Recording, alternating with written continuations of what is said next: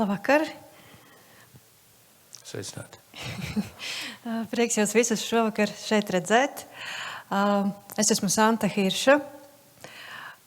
Mēs ar mākslinieku Andri Breži iepazināmies tad, kad es strādāju pie monogrāfijas Gaismas konstruktors, kas iznāca jau 2020. gadā izdevniecībā. Šķiet, ka tā. Izdevniecībā Neputns. Un, jā, tajā grāmatā es centos kaut kā kopsavilkt visnotaļ dažādos un daudzos Andra Brežas dairades posmus un mēģināt formulēt to kaut kādas kopīgās iezīmes viņa metodēs un paņēmienos un veidos, kādos viņa darbos ienāca dažādi politiski, sociāli zemteksti un arī visnotaļ atklāti vēstījumi. Un, jā, šis ir mākslinieks Andris Breže, laikmetīgās mākslas klasiķis, ar ko Rīgas laikmetīgās mākslas telpa aizsāk izstāžu sēriju Milži. Un varbūt jūs jau šo stāstu esat dzirdējuši, bet jā, šī cikla nosaukuma autors ir Krišs Salmanis, ar ko mēs kopā strādājām pie šīs izstādes pavadošā izdevuma. Un jā, šo vārdu Milži Krišs Salmanis tā gluži nejauši izmeta mums diskutējot par šīs izstādes ieceri. Un tas, ko viņš minēja, varbūt tā precīzi necitēšu, bet jā, ka šī paudze, viņi Krišam ir kā milži, uz kuru pleciem tad viņš kā nākamās paudzes laikmetīgās mākslas pārstāvis tad varēja pakāpties un turpināt savu radošo darbību.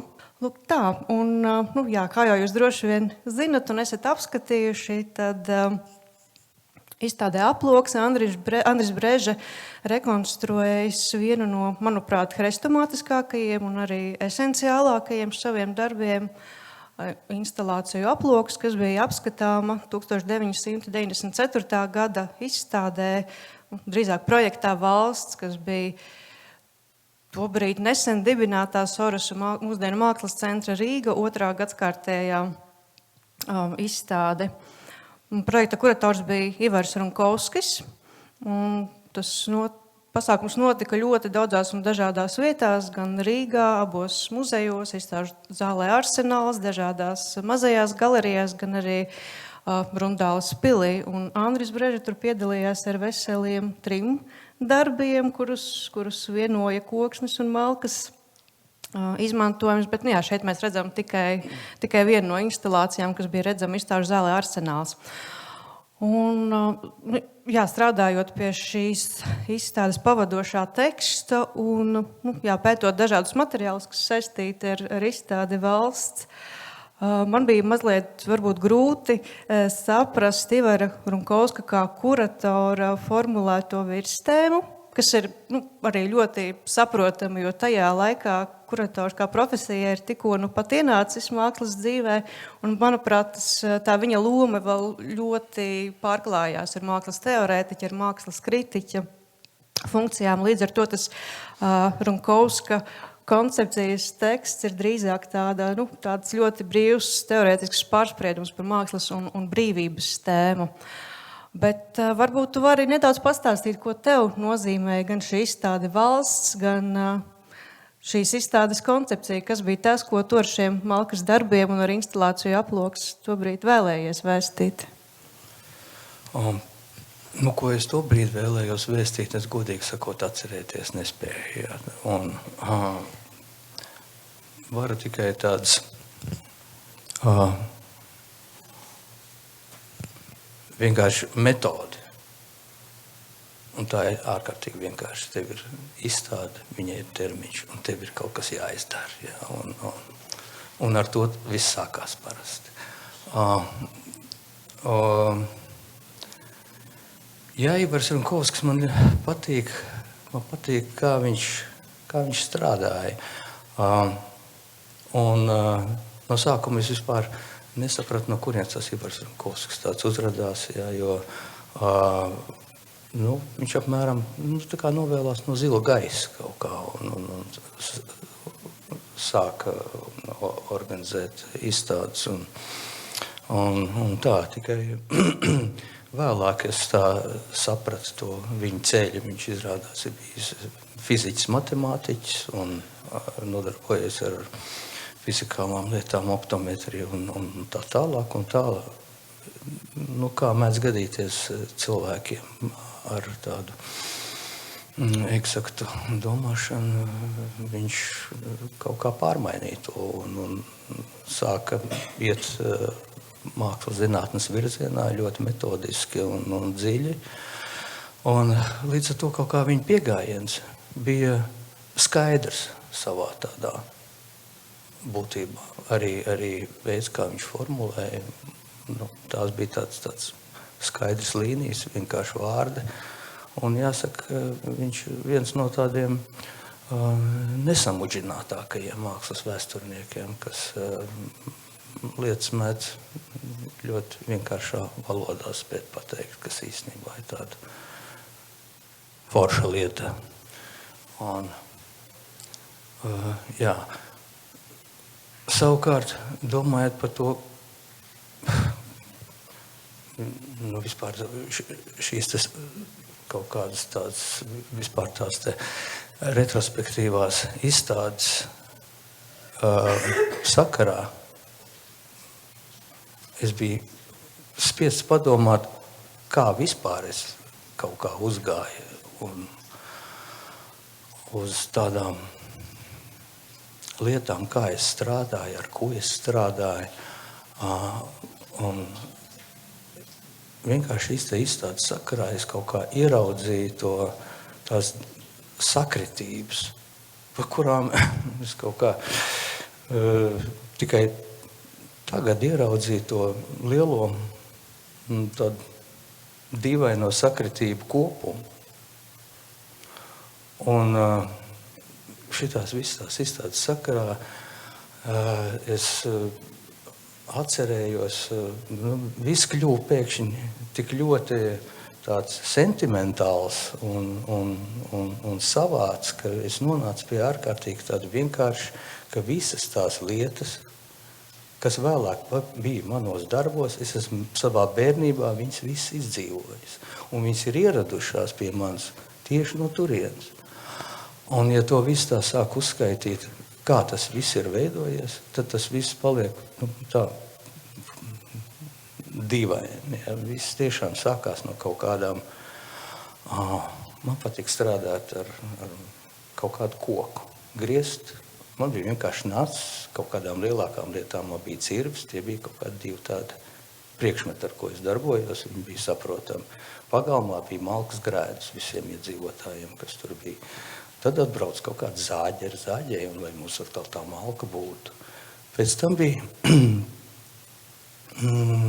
tā malka tika sakrauta, un viņi tur stāvēja. Un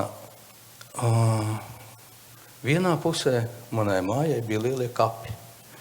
Un tālāk bija jau atkal tāds ceļš uz Brasu, un tā bija apmēram kaut kāds 3-4 kilometri apmēram tāds attālums, kur bija tanka rūpnīca. Tajā, kad garām brauc ar vilcienu, piemēram, tur uz vecākiem un garciem un kaut kādos tajos virzienos, tad vilciens brauc garām milzīgam žogam, aiz kur stāvēja. Nezinu, kaut kādi ap 100, kaut kādi tanki, kas bija vienkārši uz kaut kādu labošanu. Un mēs ar savu draugu līdām uz pārtājas sēta bija nodalīta tur ar dzeloņstieplēm un suņu un kas tur. Un mums bija, tas mērķis bija dabūt to tankistu cepuri. Tā, kad tu dabūji to tankistu cepuri, viņai bija tāds vadiņš. To vadiņu tu varēji pielikt pie notekcaurules, vai tu varēji pielikt pie garākas mārgas un varēji klausīties radio. Ja? Un šī te cepura bija tā kā tāda, bet mēs nekad to cepuru nedabūjām. Mēs atnācām ar tādām ložmetēju lentēm. Un vien tādu garāku pārgājienu mēs atvilkām periskopu, ar ko skatās. Bet nevis to mazo, kas ir mehāniķim, kad viņš brauc un sēž tā kā tāds maziņš lods. Nē, tas bija tāds no toriņa lielais, ar rukturu, ko varēja grozīt. Un mēs kaut kāds 3 kilometrus vilkām to stiepām, izvilkām caur tam rokturim to kādu koku un stiepām to periskopu. Un tad mēs viņu ielikām Malkas grēdā un redzējām, kā mūsu vecāku mājā nāk no darba. Un savukārt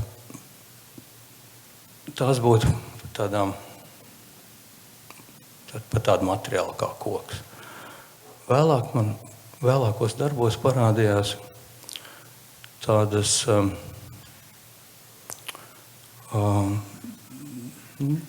tāds porcelāna, tās kapu pieminekļu bildes.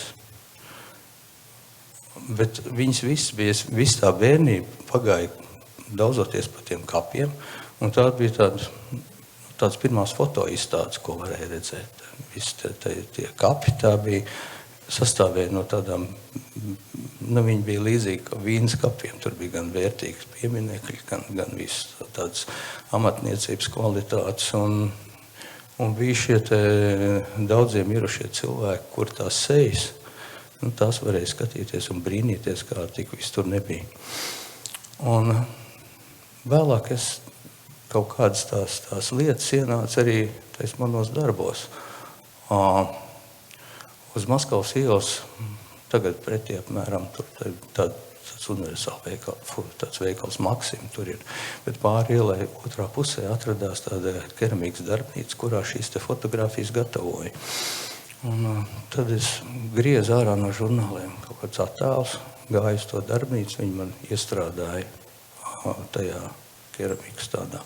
Bet blakus tur bija tāds kasts, kur bija tādas izbrāķētās, ko viņi kādreiz bija taisījuši tiem cilvēkiem. Tur varēja rakņāties, ņemt kaut kādu mazu samaksu, turēja tās bildes.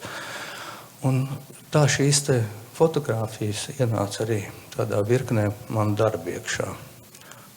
Atsakot, es viņas izmantoju gan kaut kādās asamblāžās, gan. Jā, un lūk, savukārt runājot par tādām dienas gaismām, tur man vienmēr ir atmiņā tāda vispār tā dienas gaisma būtība. Tas man iespiedās no tādām dziļām ziemām, kad tu agri no rīta ej uz skolu, viss ir tumšs. Skolā tu pavadi dienas lielāko daļu zem tām dienas gaismas spulcēm, kas to liek sīca un mirgoja. Un tad, kad tu atkal, tā bija tava diena.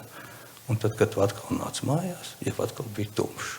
Un tā dienas gaisma tā pulsējošā un viņu tā skaņa, tā arī bija tāda lieta, kas bija tāda klātesamība pie papildus ilustrācija tādai.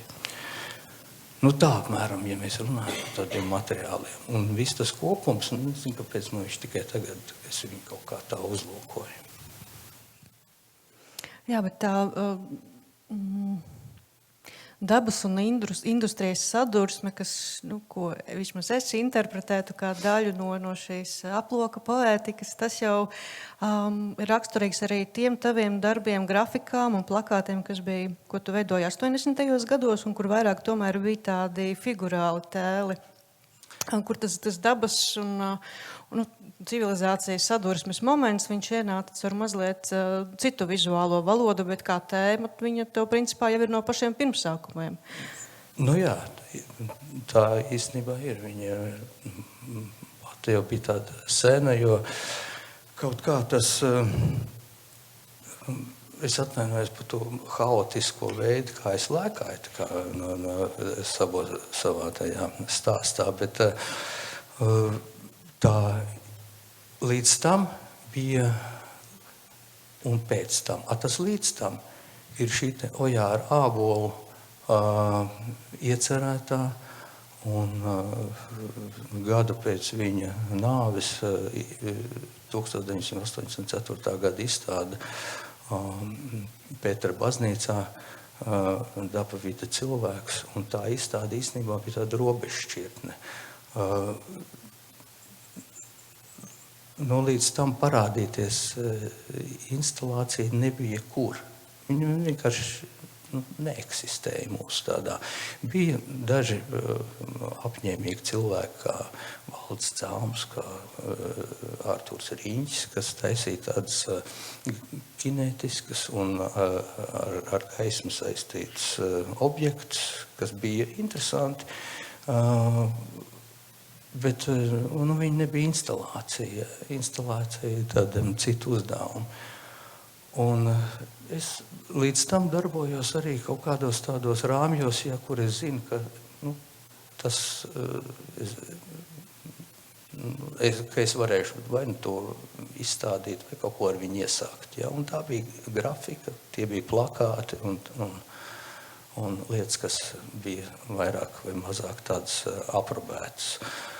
Un tagad parādās šitā unikālā iespēja, pa kur jau tur sāka runāt tur iepriekš, un pats tas vārds daba, vide, cilvēks ietvēra sevī visas iespējamības. Ja, un tas arī bija kaut kas tāds nepieredzēts, ja, tāpēc, ka līdz tam visas tās lielās izstādes bija kaut kādas, viņas jau mērķiecīgi tika virzītas un saistītas ar kaut kādām politiskām, vai kaut kādai tur kongresam pagodu vai piķis, viņi zina, visdažādākās, bet viņam vienmēr bija kaut kāda parteiska smaka vilkās pakaļ, jebkurai tai izstādēji. Un viņa pat nosaukuma bija tāda, ka tur vispār roka necēlās tur piedalīties tādās.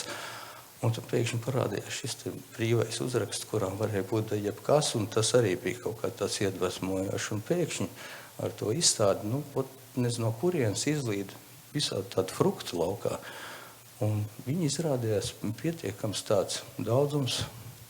Ojārs Petersons izstāda savu tādu objektu ar spoguļiem, jūras putrāms, ar tādu savu komandu. Tur izliek to piemirsos nosaukums, kā viņa bija diezgan sarežģīts. Tad Leonards Laganovskis kopā ar Hardī Lediņa izstāda metafizisko interjeru tādu. Ļoti arī interesants objekts bija. Un Induls Gailāns vārds, kurš mazliet pagaiss ir tas ir šīs izstādes sakarā, bet kurš izstādīja arī ļoti interesantu tādu lietu. Ja? Viņa bija tāda gan konceptuāli, gan novatoriski arī tā, ka tajā ziņā, kā viņš bija izpildījumā. Viņš bija nolēmis taisīt vai visas tās izstādes laikā, kamēr viņi notika, veidot sētu. Viņam bija tāda dēļa, ko viņš bija sakrāmies, viņš taisīja sētu un dokumentēja to posmu un uzlīmēja virsū uz tās sētas. Un tad katru dienu viņš gāja ar to sētu, viņš izjauca iepriekšējo, gāja atkal tālāk, ar viņu būvēja tālāk un atkal dokumentēja. Un tā, tie katreiz tos dēļus ņemot saplēsās tas iepriekšējais, tas dokumentējums. Un tā viņš gāja tā kā uz priekšu par tām dienām, cik viņas tur bija atvēlēts. Tā izstāde ātrāk tika aizvērts iet ar skandālu. Jā, un es ar savu draugu Valdošiņu un savu sievu Andru Neiburgu mēs to taisījām tādu braucienu zaļumos tā kā par tādu inspirāciju par Monet tēmu. Un jā, vēl bija vairāki Ivars Mailīts tādu vairāk izklaidējuši bija izlēmis gatavot. Bet šo visu es pieminu tāpēc, ka visi šie notikumi kaut kādā savā tādā ķēdē savērās virsū. Lai kā nebūtu, bez šīs Ojāra, jo Ojārs Ābols bija ietekmīga figūra visā tajā mākslinieku uzbūvētajā hierarhijā ar nosaukumu Mākslinieku savienība. Un šī iecere tika atsakot, viņš nomirst, tomēr tā iecer realizējās. Un parādās šie te dīvaini, kas uznāk ar pavisam citu mākslas veidu, kurš līdz tam neeksistē. proti instalācija. Un viņi ir arī interesanti ar to, ka viņi ir, es nezinu, te bijušajā Padomju Savienībā, manuprāt, nebija īpaši daudz tādu. Protams, notika visādi veidi izstādes, bet šis bija oficiāls, tāds oficiāls pasākums. Un viņa, līdz ar to viņa, kā saka, šo te instalāciju tā kā leģitimizēja. Un tam bija tā nozīme. Nu, lūk, un pēc tam seko tādi notikumi, kā savukārt Valds Āboliņš Vācijā, kurš ir ietekmīga figūra Vācijas kreiso tādu liberāļu mākslas pasaulē. Viņš bija pēc Maijas tabakas izstādes Vācijā. Viņš jau bija iecerējis tādu Latvijas mākslinieku izstādi Berlīnē. Un arī Valdis Āboliņš nomirst mēram ap to pašu laiku, kad šī te Pētera baznīcas izstāde. Bet arī viņa tā ietekme bija pietiekami nozīmīga, un šie te vācu kreisa mākslinieku organizācija nolēma turpināt to viņa iesākto, viņa aicina, viņa atbrauc uz Rīgu un sāk lūkoties pēc māksliniekiem, kas varētu pārstāvēt Latvijas mākslas scēnu Rietumberlīnē. Un, viņi izraudzījās pēc saviem ieskatiem mākslinieks, kas jau varētu būt, un es nonāku arī to starp. Un jau, ja līdz tam man likās, ka es savu mūžu laikā nenonākšu pat Polijā, vienkārši es ieslodzi tādā pilnīgā izolācijā no tādas pasaules, un tu neredz, ka tu esi samierinājies, tev liekas, tā jau tas tā vienmēr būs, ja, un kad tev tā sāk likties, tad pēkšņi, kaut kāda gada laikā tev ir uzaicinājums braukt uz Rietumberlīnu, un tā, un pavisam sagriežās, viss kaut kā otrādāk. Bet minu es to tāpēc, ka, lūk, kāda tā ķēde veidojās, ja, kā mēs nonākam līdz. Un pa šo te laiku, kaut kā redzot, kādu brīnumu tur notiek tajā mākslas pasaulē, sarosās virkne mākslinieku, un tā instalācija iegūst ļoti plašu jau tādu, un panesās virkne cilvēku, kas sāka darboties šī jomā, lūk, un kaut kā tādā veidā, šī kaut kā aktivizējās viss tā mākslas kustība. Bet nav jau arī tā, ka viņi notiek kaut kur tikai mākslas pasaulē. Protams, tā viss tā aktivizācija un šūmēšanās notiek jau sociāli, ekonomiski, politiski, un viss jāsākās kaut kādas neiedomājamas lietas ar visu to Padomju Savienību beidzot notikt.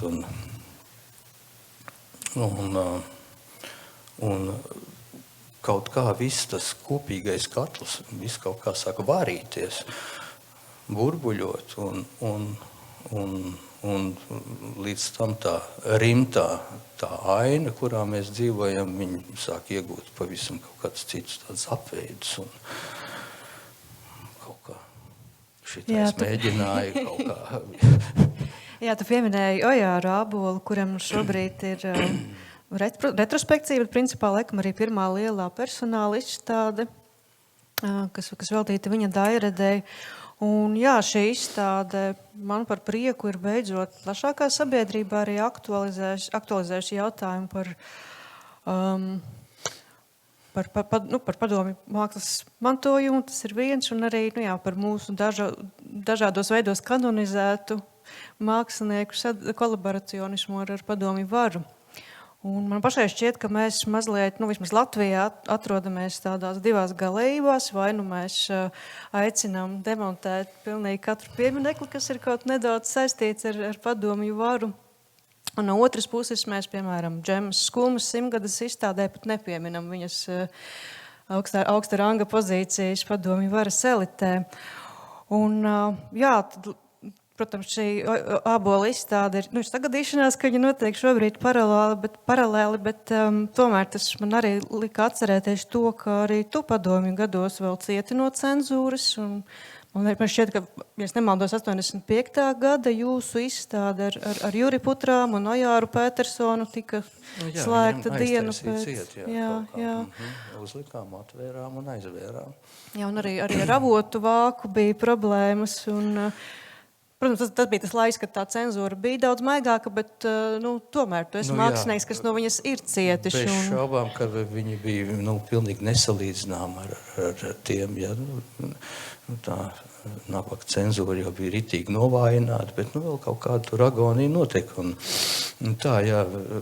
Tā kā, bet, lai kā tur arī nebūtu ar to cenzūru, jāsaka, pašos cilvēkos bija iekšā. Tas ir tā kā, mēs jau visi tomēr bijām cietumā, jā, bet ja tu ilgstoši sēdi savā kamerā un skaties uz to gaismas lodziņu, kas tur vienīgais ir, jā, tu restes vairs neredz, jā, tev ir tikai gaisma, jā. Apmēram tā. Mums šķita, ka mēs jau esam kaut kā jau brīvi, mēs tur redzam gaismu, bet to, ka tur ir tās restes, ja, katrā cilvēkā iekšā, to mēs paši neredzējām. Ja, un ļoti daudz lietas notika tā kā ar to nelaimīgo avotu vāku, ja, kad cilvēki paši ierauga kaut ko, kā tur nav, sabīstās, ja, un sāk sisties ar rokām, kājām, tā kā slīcējs, ja, un domā, ka viņš tur, apmēram tā tur. Bet, es nevarētu teikt, ka būtu, man bija kaut kādas tādas lietas, ja, tā atceroties, tad, protams, es esmu kaut kādās iepriekšējās intervijās stāstījis par to, kāda bija lietu kārtība māksliniekam aiznesot darbu uz izstādi, piemēram. Ja, un to izstāžu jau arī nebija tik daudz, bija kaut kāds rudens un pavasara izstādes vai mākslinieku namā vai tajā viesnīcas Latvijā, tajā lielajā zālē.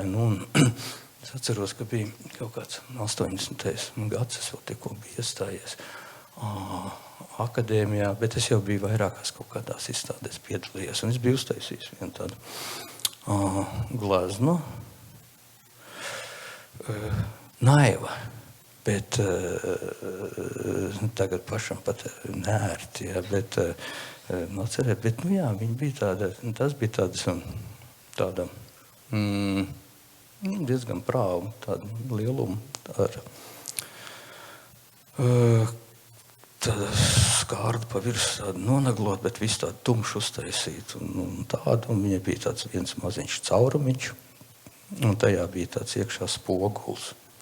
Un viņš bija tāds durvis, ja, tā kā tāds uzraugu cietuma durvis, ja, kur tu paskaties tajā lodziņā, bet tu tur pats sevi redzi, ja, un to, protams, tur nepaņēmu, un tā, tad atkal bija kaut kāda cita, kaut kāda, un uz to es biju aiznesis tādu citu, kaut kādu tādu, es tagad stāstu par saviem mēģinājumiem glezniecībā, ja, un tas atkal bija tāds darbs, kas bija, saucās gaismais durvīm. Vienkārši tāds tumšs audekls, un apakšā viena tāda svītra. Tā, nekas, vienkārši tāda ar aerogrāfu uzpūst tādu līniju. To arī tur, protams, tur nepaņēma. Un tad man viens tāds, par ko bija šausmīgās, tikko bija iestājies kaut kā akadēmijā, un Jau kāds mans kursa biedrs bija arī aizgājis, ieraudzījis tur to bildi un teica, vai, kāda forša, super tur un tā. Un tā bija tāda, ka viņi saucās kaut kāds nakts rītās un ātrvilciens. Un tā bija tāda audekla, tāda glezna, uz kur bija tikai tāds rāvējs slēdzējs tāds viens. Kas gāja no viena puses uz otru, un tad bija gaiša tumšs apakš un gaiša augš. Un tāda, labi, kaut kāds šitās te lietas.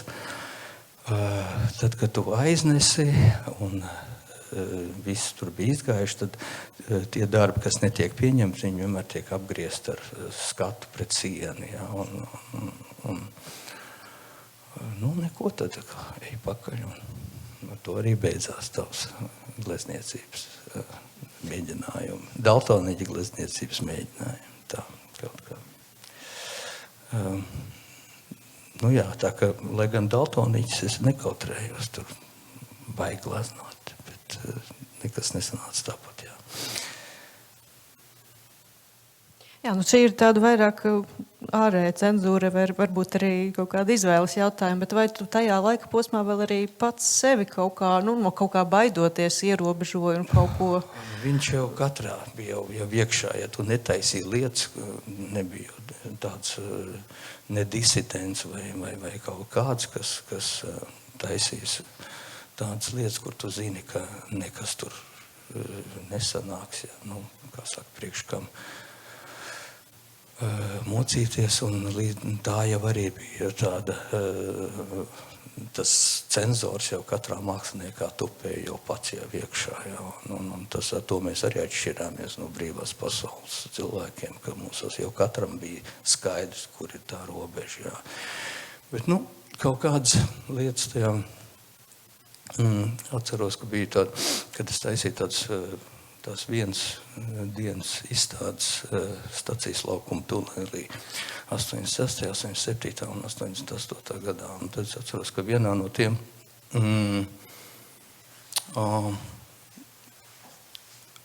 bija man izstādīts tāds darbs. Tas darbs bija ļoti vienkāršs, bet, jāsaka, diezgan efektīvs. Un es biju mākslinieku mājā, kas bija Krastmalā. Bija savāds tāds miskasts. Viņi bija kaut kā tupa gaiteņiem, tur savācās kopā kaut kāds ritīgi kā 22.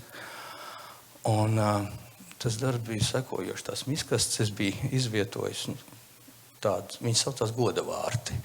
Bija katrs savā pusē. Miskasts, viņas bija ar pedāļiem, viņas bija viss vienāds, tad, kad tu nospied to pedālu, tad viņai atvērās vāks.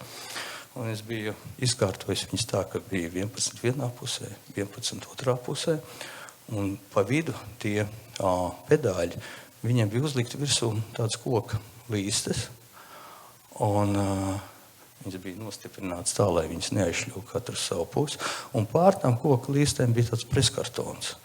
Un tā, kad tu gāji, un viņas bija izvietotas soļa attālumā, tā, kad tu gāji pa tām miskastēm, pa to ceļu gāji, viss tās miskastes vērās vaļā katra savā pusē. Ja? Tas darbs saucās godavārti, un man viņa likās tāds, kā veidojās vispār, piemēram, tāda simbola. Ja, lūk šī te miskaste. Tu pats varbūt esi atkritums, ja, kas tur iet. Ja, un lūk šīs te miskastes, tā kā gladiatori sveiks Cēzara nāvē nolēm, tie tev sveicina apmēram kaut kā. Viņi ir tāds simbols vispār visam tam laikam, kāds viņš ir. Jā. Un tajā pašā laikā tas ārkārtīgais vienkāršums, tāda parasta fizikāla kinētika, kas, reizē arī tas darbs izskatījās ļoti tīrs, un nekā nebija. Tāda bija šīs te miskasts, celiņš, ja, bet viņā bija tāds atraktīvs kinētisks tāds moments, kas ļoti vienkāršā veidā tika izgatavots. Un tajā pašā laikā viņam bija tāds nešaubīgs tāds politiska rakstura vēstījums. Jā. bet viņš nebija tāds, man nekad nav interesējuši tāds pliki lozungi. Viņi ir garlaicīgi, un tur nekā nav. Tev vajag kaut kā padarīt to lietu tā, lai viņi tev pašam ir interesanti. Kaut kā, bet lai arī viņi nebūtu tikai tāda atrakcija. Kaut kā šādā veidā. Jā, bet atgriežoties pie izstādes valsts, lasot tā laika atsauksmes presē, nācās secināt, ka tā nebija pirmā tāda mēroga laikmetīgās mākslas izstāde, bet viņa noteikti bija viena no kontroversālākajām, un viņa izsauca tādu diezgan plašu diskusiju vētru. Es domāju, ka viens no iemesliem bija arī tas, ka tam laikam ļoti iespējīgs finansējums tika atvēlēts, kas noteikti kaitināja daļu no sabiedrības. Un otrs aspekts arī noteikti tas, ka tam laikam vēl tomēr neierasta laikmetīgā māksla tika izstādīta tādās vietās kā Rundāles pils un nevis laikmetīgās, bet mākslas muzeja telpās. Un tad paralēli sakrita, ka laikā, kad es strādāju pie šīs izstādes tekstiņa, mums Latvijā notika diskusijas par Stambulas konvenciju. Tie bija novembra protesti un arī tāda ļoti polarizēta sabiedrības noskaņojums tobrīd valdīja. Un tā kā lasot tā laika 94. gada preses materiālus, bet tik šausmīgi daudz paralēļu gan argumentācijā, piemēram, saistībā ar valsti ļoti daudz pārmeta, ka laikmetīgā māksla ir kaut kas no rietumiem uzspiests, importēts, un kaut kādus līdzīgus argumentus mēs diezgan daudz dzirdējām arī novembrī šogad. Bet vai tolaik tu arī juties tāds, nesaprasts, kā tu juti to sabiedrības rezonanci attiecībā uz pirmajām izstādēm, ne tikai uz valsti, bet arī citiem 90. gadu projektiem? Varbūt tas šausmīgi skanēs, bet es daudz neko neinteresējos par to sabiedrības rezonanci, bet runājot par to, ko tu saki par to, lai kā cilvēku prāti netika līdzi tam notikumi bija tik šausmīgi daudz, reizē arī cilvēku, tas, kā viņš aug un veidojās, tas ir salīdzinot garš tāds cikls, un pēkšņi tādā īsā laikā, sāk tev birt virsū, lūk, šāds visāds nepieņemams mākslas izpausums, cilvēki sašūt, viņiem likās, ka tur ir kaut kā, bet vēlāk jau to visu tur mierīgi sagremoja, nekas tas vēl vairs nebija un nāca jauni izaicinājumi ar jauniem brīnumiem un tā, jā. Tā kā, cilvēks arī pats mainās un šīs te mākslinieckās izpausmes arī kļūt tāds aprobētāks un tā. Vēl atgriežoties, tā kā tas, kas tika pieminēts un ko mēs šeit pie Ojāra Ābola. Ojāra Ābola traģēdija bija tā, ka viņš mēģināja divas lietas gūt. Viņš gribēja gan labi dzīvot, ciešam dzīvot, gan arī mainīt to savus uzskats mākslā. Bet nelaime tā, ka tās bija tādas nesavienojams lietas. Ja tu nevari būt gan reizē stūrēt šo te mākslinieku savienības kūģi, tur reizē gribēt braukt uz ārzemēm un kā saka, pārdot darbus un pelnīt ar tiem un reizē būt arī laikmetīgs mākslinieks. Tās bija tādas nesavienojams lietas, kaut kā te bija jāatsakās, un tā kā nācās vien atteikties no tās laikmetīgās mākslas Ojāram Ābolam, kaut kā tā. Jo tad, kad viņš, tas, ko mēs redzam šajā izstādē, cilvēks... Tu domā ābolu izstādi? Ābolu izstādi, jā. Mēs redzam tos viņa meklējums, un virkni no tiem darbiem mēs arī bijām redzējuši iepriekš, bet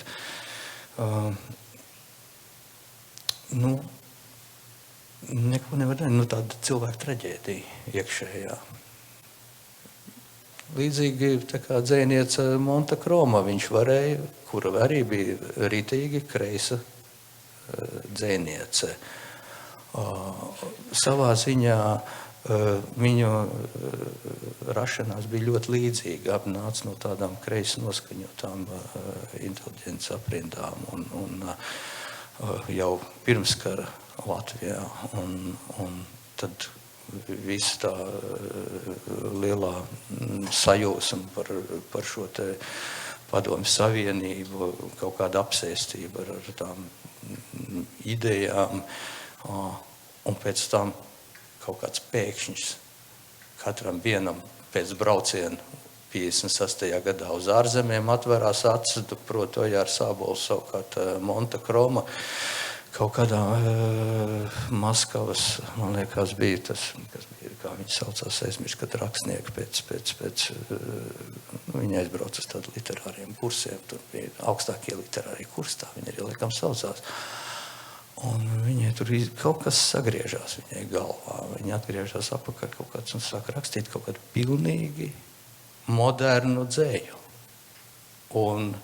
Bet, ne viņi tur, kur brauc uz ārzemēm, viņi kaut kā iztaisās. Nē, viņi vienkārši cilvēks monotoni, bet dara to, kādā veidā viņi ir uzgājusi uz jaunā ceļa, viņi turpina pa to iet, jā, un viņi ir viena no mūsu dzejas novatoriem. Jā. Ojārs Ābols mēģina gan vēl braukt uz ārzemēm, gan taisīt vēl virkni visādas pasūtījumu darbus, un paralēli domājot par to, ka viņš nav uz īstā ceļa un ko tur darīt. Bet lūk, vajadzēja pa kaut ko izšķirties viņam. Un tad jau būtu bijis labi. Bet tā nesanāca. Jā, bet atgriežoties tuvāk mūsdienām, arī interesanti tas, ko tu tikko minēji par tām atsauksmēm, par izstādi valsts, ka tev tas tā īsti neinteresēja, kā sabiedrība rezonē. Tā, man liekas, arī tā droši vien bija viena no priekšrocībām saistībā ar Sorosa fonda darbību, jo, principā, viņi darīja tā, kā viņi gribēja, jo tā viņu mākslinieckā programma, viņu diezgan maz ietekmēja kaut kāda plašāka sabiedrība. Bet vai tev pašam šis Sorosa laiks un 90. gadi šķiet tāds, es nezinu, zelta laikmets? Protams, tur ir viens aspekts ir šie finansiāli apsvērumi un milzīgais finansiālais atbalsts dažādām radošām idejām un arī mākslinieckā neatkarība, bet man liekas, ka vēl viena tāda laba lieta, vismaz no mana mazliet jaunāka cilvēka skatu punkta, ir arī tā jūsu paudzes kopība, jo man šķiet, ka tas ir arī tāds pēdējais laiks Latvijas mākslā, kad mēs varam runāt par domu un laika biedriem kā par tādu vienotu loku, jo man liekas, ka paudzes pēc tam, un jau sevišķi mūsdienu paudzes vairs galīgi nav vienotas, dominē izdegšana un pārstrādāšanās, un pēc izstāžu atklāšanām, pēc vienas vīna glazas mēs skrienam uz mājām strādāt pie saviem projektiem. Nevis, kaut kāda arī mākslinieckā bohēma ir pazudusi. Man liekas, ka tie 90. gadi varbūt ir tāds pēdējais posms, kad viss ir... tam noteikti ir arī savi mīnusi, bet ka tas bija tāds interesants laika posms arī mākslinieku savstarpēju attiecību ziņām. Tā kā tava izstāde ievada šo retrospektīvo 90. 80. gadu paudzes ciklu, tad varbūt tev ir kāds komentārs par to.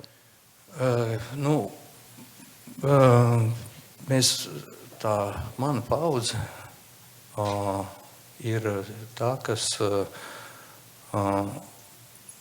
uznāk, un viņiem ir kopīga pagātne. Mēs visi iznākam tā kā ārā no tāda cietuma.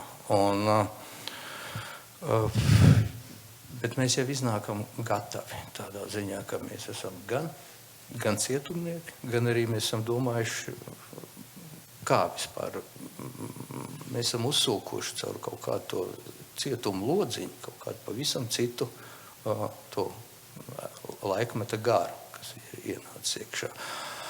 Un iznāk tāda virkne, īstenībā tāda spēcīga mākslinieku un dzejnieku un muziķu, un tā ir tāda viena paudze, bet es atceros, ka,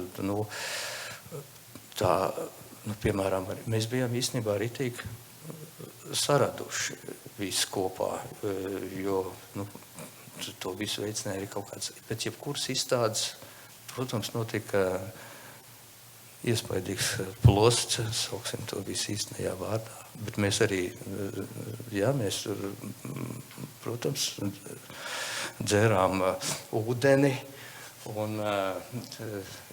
bet arī pēc tā ūdens dzeršana kārtīgi dejojām. Īstenībā viss izstādes atklāšanas beidzās ar kaut kādu milzīgu ar dejošanu, kaut kādas, tās bija tāda jautra pasākuma. Bet runājot par tām instalācijām, šis te žanrs, kas ir absolūti brīvs no komercijas, jo viņi neko nevar iesākt. Ja visas pārējās lietas mēs varam kaut ko vēl sapņot, ka viņi pārdod, bet neko tu nevar iesākt ar instalāciju. Ja. Līdz ar to tie cilvēki, kas taisīja tās instalācijas, viņi jau bija tā kā iepriekš nolēmti. Ja. Tu uztaisi šo te darbu, jau zinot, ka tu viņu metīs ārā. Līdz ar to arī šie te darbi tika taisīti velnzina no kājā. Līdzīgi tā kā šīs te zāģi, ja, kuras, vai tās koka, tas ir rips un tā. Var sakot, tu jau zini un jau sevi jau sagatavo kaut kam tādam jau, un lai skaties jau arī pēc kaut kā, lai viss tā investīcija tajā darbā ir tāda, kas ir minimāla, un kaut kāds tie papīra tie cilvēki, kas ir muzejā ar tām neonu lampām, viņi ir no papīra, to arī jau iepriekš arī domā, kā es viņus pārvietošu, lai tas viņu pašsvars ir tāds, es viņu varu paņemt, nolikt un tā.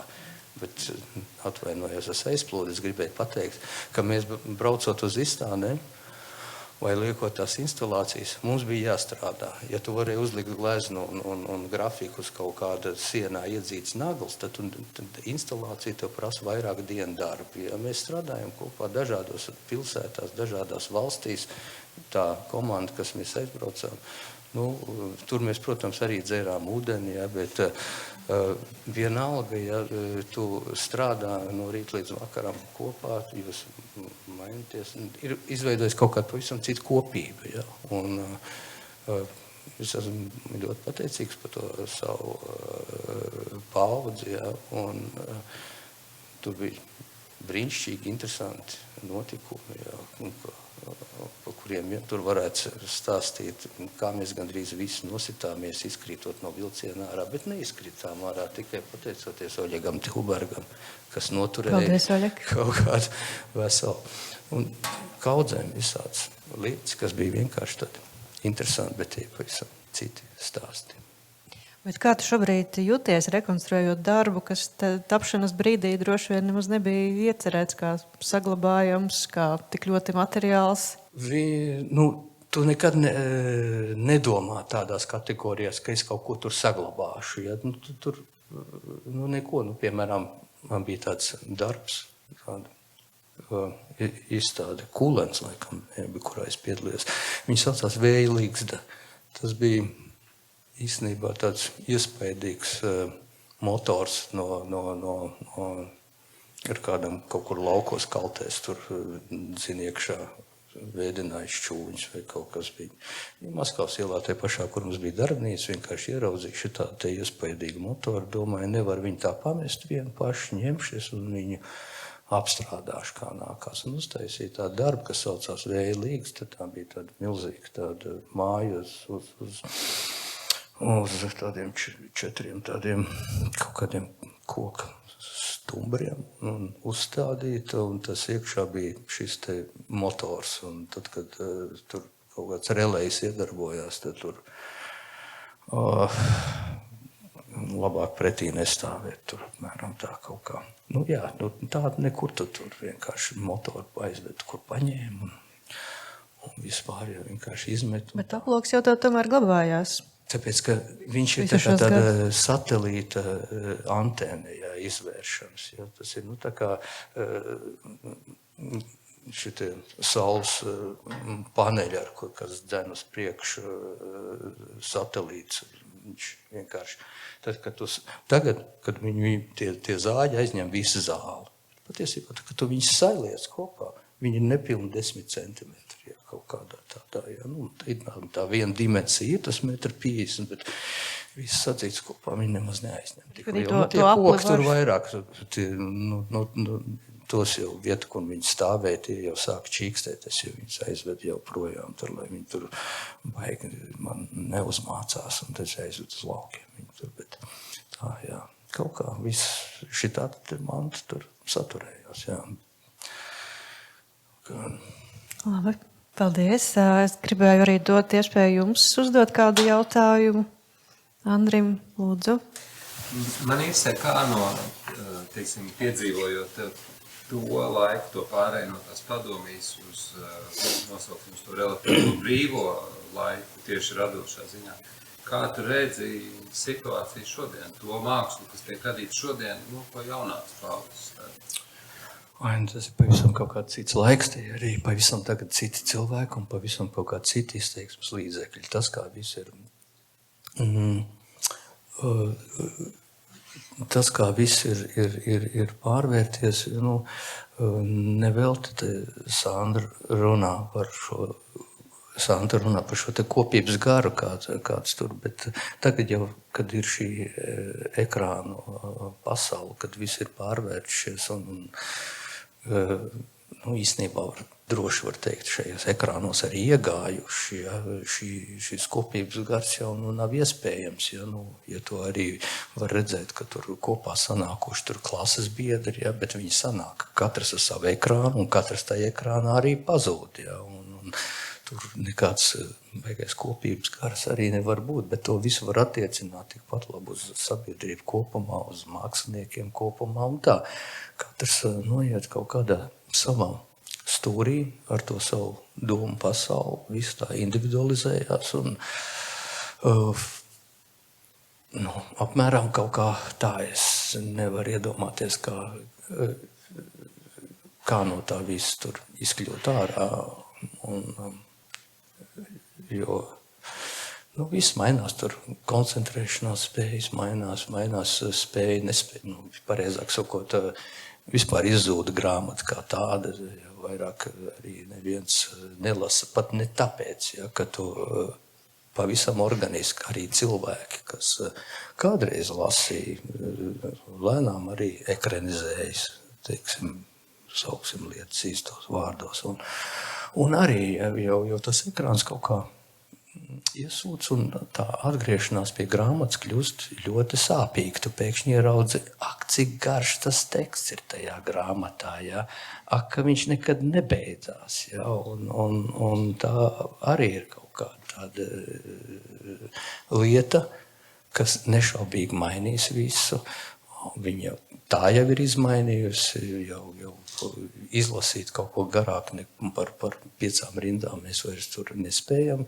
Mēs arī vairs neatceramies, kas ir tālāk, ja aiz tām 5 kaut kādām rindām.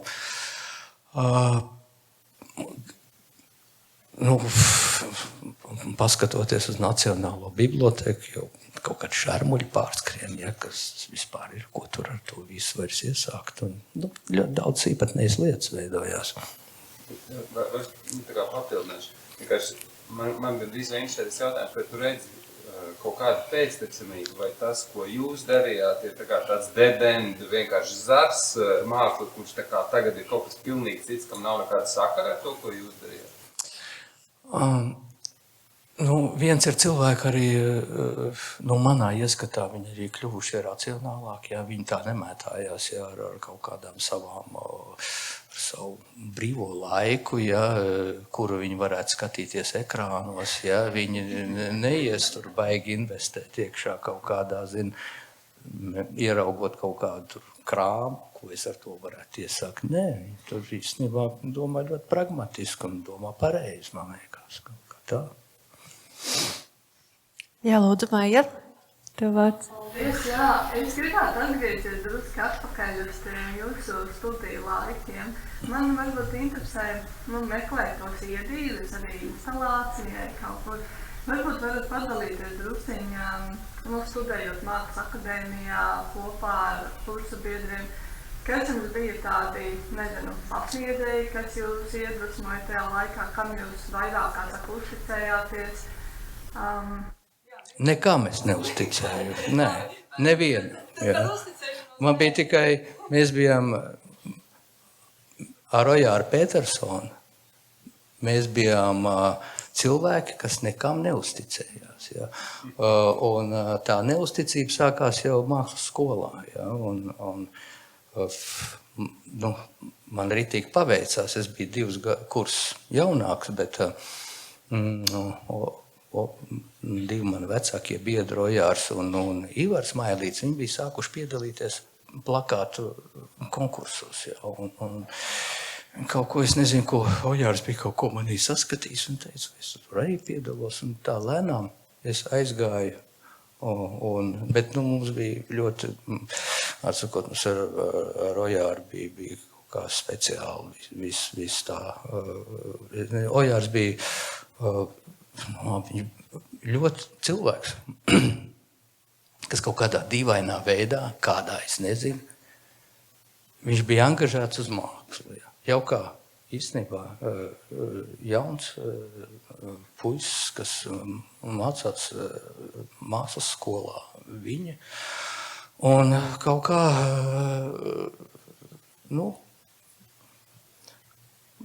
vārdsakot, šī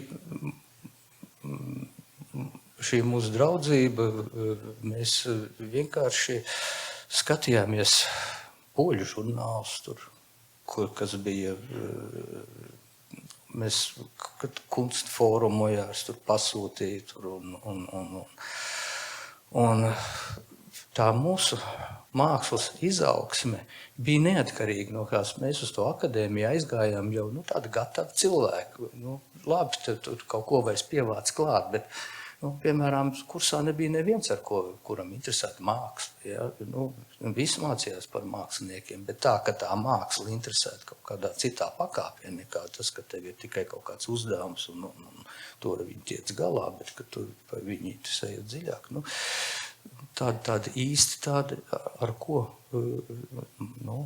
daudz nebija. Ja? Un tā arī palika šiet īstenībā daži cilvēki, kas bija svarīgi, viņi arī palika tādi.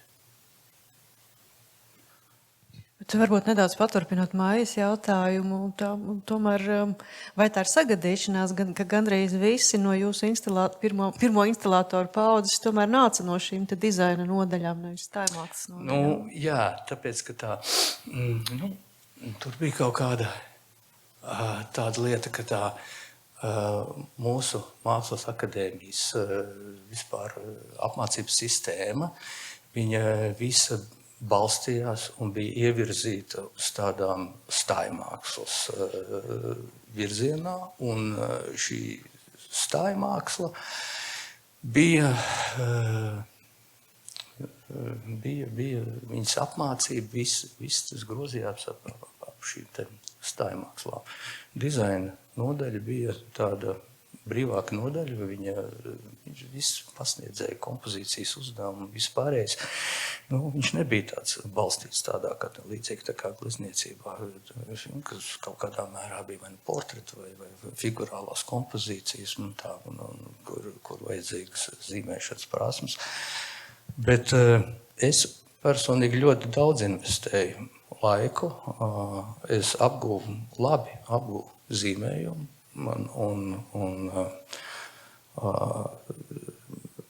man tas likās ļoti svarīgi, un tādā veidā, šīs te zīmēšanas, veidošanas, glaznošanas prakses man vienmēr bija īstenībā likās vissvarīgākais tajā, un es arī gāju šajā virzienā, bet Vēlāk daudz ko tā pārdomājot, es sapratu, ka labi, tu esi lieliski apgūst, tur kāds, tas ir tāds, bet viņas tev arī kaut kā velk uz to figurālo, ja, un viņas kaut kā tā vilkme ir tāda, ja, ka tu centies kaut kā arī caur šo apliecināties, bet būtībā tā viss var mierīgi nebūt. Ja. Tu vari nelikties nezīmes par šo te zīmējumu, par šo te veidošanu, un par tā tu vari arī strādāt arī savādāk, un arī atrast tajā kaut kādu gandarījumu un labu iznākumu. Tas nav obligāts, ja, tā kā mums tas kādreiz bija, jo viņam ir arī dažas savas traucējošās blākas. Tas ir forši, ka tu to vari, un, piemēram, tie vīri, kas muzejā pat labam ar tām neonu lāpstām un izskaptīm tur stāv, viņi ir profesionāli labi uztaisīti. Viņas tā figūra varbūt ir deformēta, bet viņa deformēta pareizi, ja, viss tur atrodas savās vietās, un tur nav kaut kāda, var redzēt, ka to ir izdarījis cilvēks, ja, kas reiz ir apgūst kaut kā tāda amatniecisku prasmu. Jā, reiz man tas likās svarīgi, bet tagad es tā nedomāju. Ja. Man tagad liekas, ka tas nemaz nav tik svarīgi, ja, ka var arī bez tā iztikt. Var sakot, man nav nērti, ka es to protu. Labi, varbūt ir vēl kāds jautājums Andrim?